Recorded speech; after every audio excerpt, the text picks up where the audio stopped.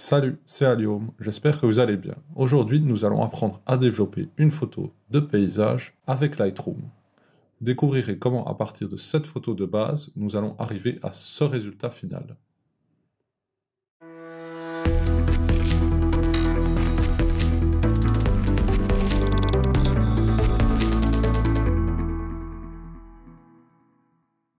Dans cette vidéo, je vais vous montrer mes techniques de développement de photos de paysage avec Lightroom. Nous travaillerons notamment sur les réglages généraux, mais aussi localisés tels que les filtres radio ou gradués. Nous utiliserons aussi l'outil TSL qui est très important pour gérer la colorimétrie. Pour ce tutoriel, nous allons utiliser une photo prise en Écosse durant un voyage de repérage pour un workshop en septembre 2018. D'ailleurs, si cela vous intéresse de participer à ce workshop, il reste 2 places. Je vous mets le lien dans la description. Pour débuter une retouche sur Lightroom, je commence toujours par la correction des profils de l'objectif. Alors ça se trouve tout en bas presque, et donc on va aller dans l'onglet correction de l'objectif et activer le profil de correction, et aussi supprimer l'aberration chromatique. Ensuite, la deuxième étape, c'est travailler sur le détail. Donc pour ça, je vais zoomer à 100% sur ma photo. Je vais d'abord commencer par rajouter un peu de netteté, aux alentours de 55, comme ceci. Par contre, je ne veux pas que cette netteté s'applique dans le ciel, donc je vais utiliser le masquage.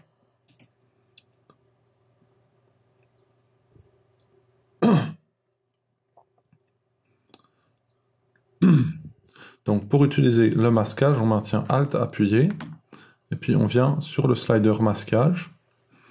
Et donc ça permet d'afficher les zones en noir, c'est les zones où la netteté ne va pas s'appliquer, et les zones en blanc, c'est les zones où la netteté s'applique. Dans ce cas-ci, je voudrais éviter de rajouter trop de netteté dans le ciel, comme ceci.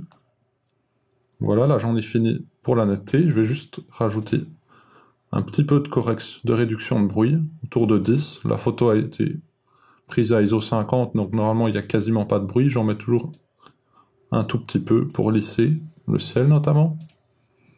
Alors la dernière étape des corrections avant de débuter le traitement, c'est de venir supprimer les tâches de capteur. Bon, là je suis à F8, donc normalement il ne devrait pas trop y en avoir.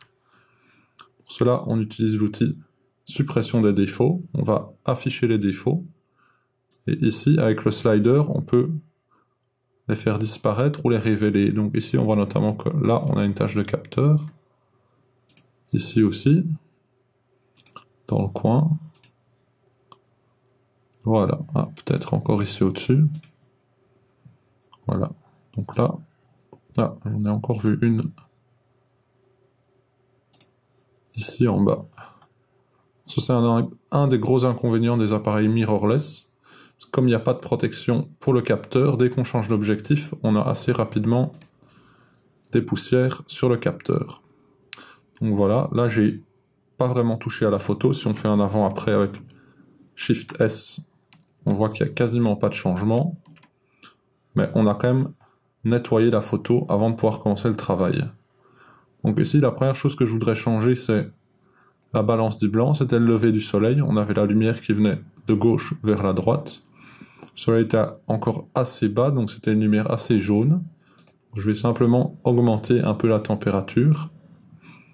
Et ce que j'aimerais bien faire aussi, c'est changer la teinte, parce que là on a des teintes très verdâtres, je voudrais les rendre un peu plus jaunes, donc je vais rajouter du magenta.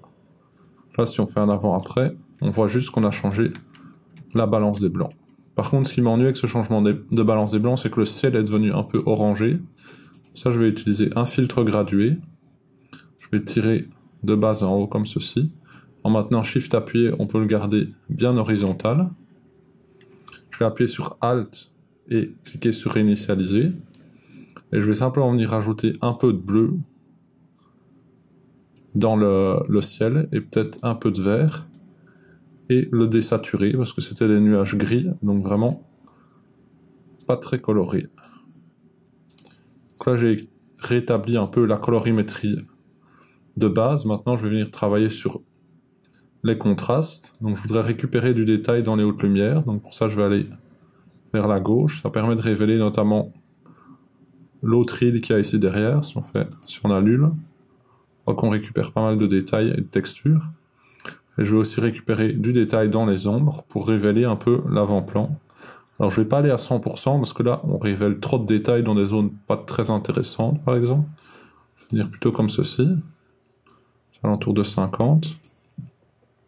Et je vais rajouter un peu de contraste déjà. Je vais quand même remonter un peu plus, on voit que le contraste ça affecte les ombres, donc ça réduit l'effet. En fait on peut quand même monter assez haut, et puis ce que je vais faire, je vais plutôt baisser un peu l'exposition. Même ouais, un petit peu pour le moment, je vais venir remonter les blancs. Et je vais en fait alterner entre les blancs et l'exposition jusqu'à avoir quelque chose qui me plaît. Donc je baisse l'exposition, je remonte les blancs.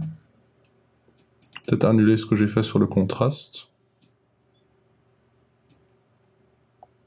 Voilà, comme ceci, je vais faire un avant-après, toujours avec Maj S. On voit qu'on a corrigé la colorimétrie, mais aussi révélé pas mal de détails. Je vais venir rajouter un tout petit peu de clarté. Et éventuellement un petit peu de vibrance. Voilà, donc là on a une image de base plutôt bien équilibrée. Maintenant je voudrais lui rajouter du caractère. Pour ça je vais utiliser des filtres gradués ou dégradés. Et je vais venir par exemple assombrir le ciel. Alt pour afficher réinitialiser, on clique dessus. Simplement en baissant l'exposition du ciel. Ça va permettre, au lieu d'avoir, je vous fais un avant-après, au lieu d'avoir une grande masse blanche, on a un dégradé. Ce qui rajoute de l'intérêt à la photo, mais aussi ramène le regard vers la partie intéressante qui se trouve vraiment ici. Je vais dupliquer ce dégradé, on met maintenant CTRL ALT appuyé, on clique en restant appuyé et on le duplique.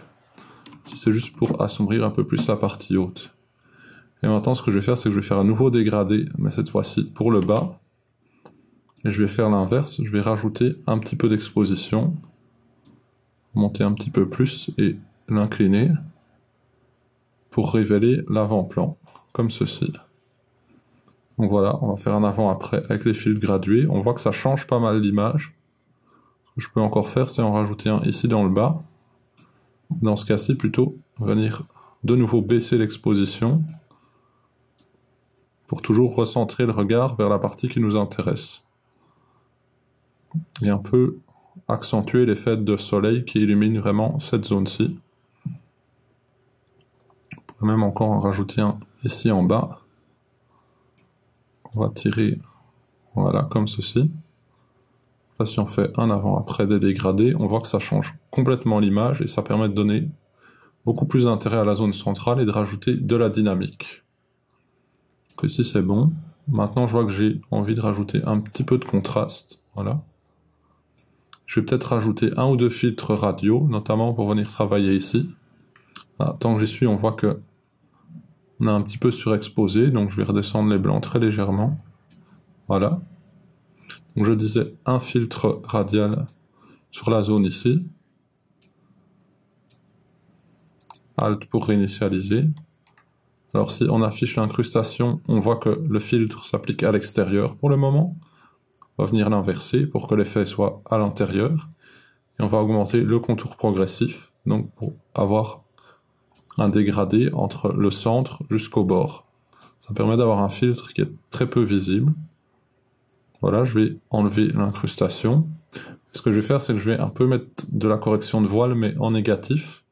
Ça va permettre de simuler et d'accentuer l'effet du rideau de pluie qui était présent ici. Je vais descendre un petit peu les noirs, très légèrement, pour que ça n'affecte pas trop la zone ici. Et je vais peut-être monter un tout petit peu l'exposition, ouais, très légèrement. Voilà, donc ça c'est un premier filtre pour simuler un peu et accentuer l'effet du rideau de pluie. Maintenant je voudrais rajouter un filtre plus large qui va venir simuler le soleil. Donc là on recommence. Un filtre très large, on va le réinitialiser avec Alt, l'inverser, contour progressif à 100%. Je vais venir de nouveau remonter l'exposition. Je vais le tourner un peu plus et mettre plus localisé. L'idée c'est vraiment de simuler un rayon de lumière comme ceci. Je vais descendre, je vais un peu augmenter les blancs. Bon. C'est un peu fort, on voit que je suis allé trop loin. Après, je pourrais les récupérer. Je vais peut-être les récupérer avec l'autre filtre. En baissant un peu les hautes lumières. Voilà. Encore un tout petit peu trop blanc, je corrigerai ça après. Peut-être simplement réduire encore un peu la taille du filtre, voilà. Et je vais venir rajouter notamment de la température pour accentuer l'effet de lumière du soleil.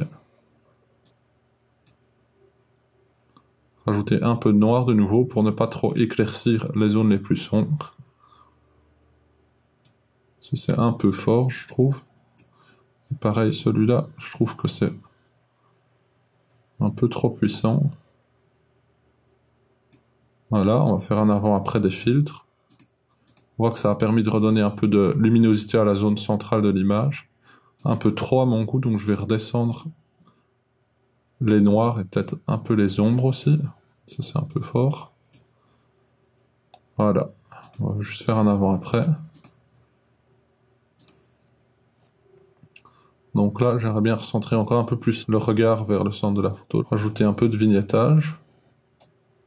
Peut-être un peu de correction de voile, mais en... On va essayer en positif ou en négatif. Je vais plutôt la mettre en négatif, très légère. Ça va permettre d'adoucir un peu la photo. Et je vais simplement venir alors avec le slider noir ici pour la réassombrir un petit peu. On va faire un avant-après rapide. On voit qu'on a vraiment transformé la photo. On lui a donné beaucoup plus d'intérêt. Une des choses qu'il faudrait faire maintenant, c'est corriger le cadrage. Parce qu'on a beaucoup de ciel qui n'est pas forcément très intéressant. Donc ça, on peut simplement enlever un peu du ciel et peut-être enlever un tout petit peu ici en bas. Comme ceci. Voilà, ça me plaît plus comme cadrage personnellement.